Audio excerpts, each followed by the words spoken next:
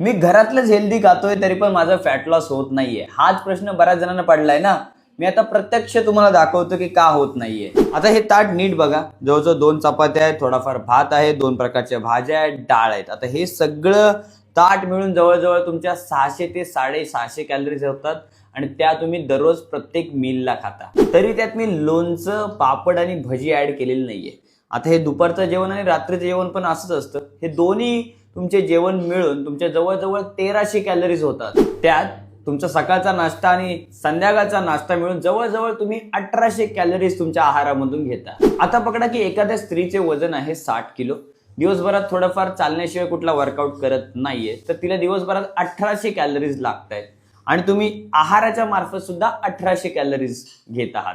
म्हणजे जेवढ्या कॅलरीज लागतायत तेवढ्याच कॅलरीज तुम्ही खात आहात. म्हणजे तुमचे फॅट लॉस होईल का? नक्कीच नाही. आणि म्हणूनच मी प्रत्येक वेळी बोलतो की फक्त घरातलं हेल्दी खाऊन वेट लॉस होणार नाही. घरातले तर खायचंय पण क्वांटिटी थोडी कमी खायची, मग तुमचा फॅट लॉस नक्की होणार.